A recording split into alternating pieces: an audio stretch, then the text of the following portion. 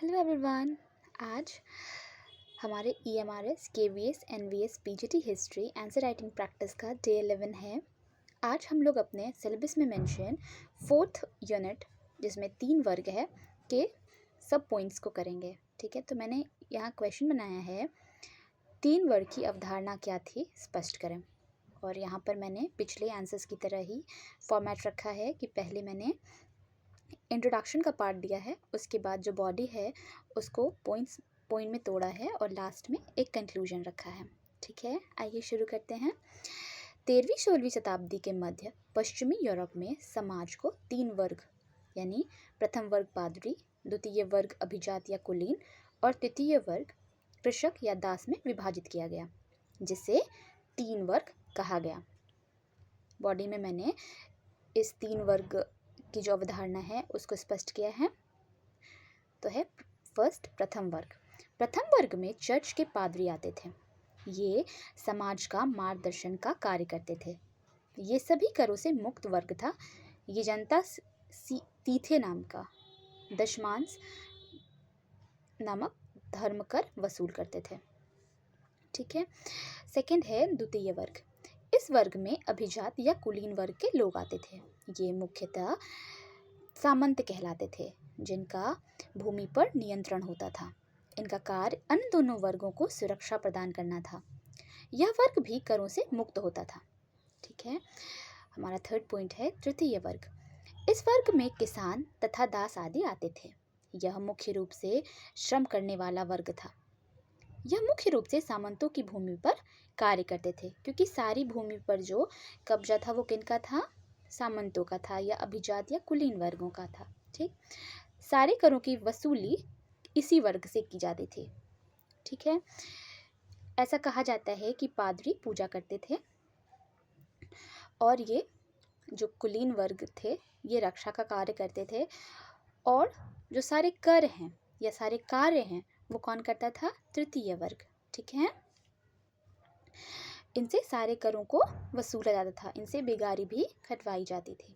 ठीक, अतः उपर्युक्त विवेचना से स्पष्ट है कि 3 वर्ग जिसमें पादरी, अभिजात व कृषक आते थे, मध्य पश्चिमी यूरोपीय समाज की पहचान थे, परंतु अत्यधिक असमानता पर आधारित होने के कारण आगे चलकर यही परिवर्तन के कारण बने। ठीक है, अब हम उसी चैप्टर के नेक्स्ट पॉइंट को डिस्कस करेंगे। जैसा क्वेश्चन मैंने बनाया है, 13वीं-16वीं सदी में पश्चिमी यूरोप में सामंती समाज और अर्थव्यवस्था की विशेषताओं का विश्लेषण करें। ठीक है, मध्यकालीन पश्चिमी यूरोप में सामंती व्यवस्था भूमि आधारित सामाजिक आर्थिक ढांचा थी, जिसमें समाज और अर्थव्यवस्था दोनों परस्पर जुड़े थे। मध्यकालीन यूरोप में सामंती समाज और अर्थव्यवस्था की मुख्य विशेषताओं को निम्नांकित रूप से दर्शाया जा सकता है। यहाँ पर जो हमारे क्वेश्चन का फर्स्ट पार्ट है, मैंने उसकी विशेषता बताई है फर्स्ट में, सामंती समाज की विशेषताएं। ठीक है, समाज 3 वर्ग पादरी, अभिजात तथा कृषक में विभाजित था।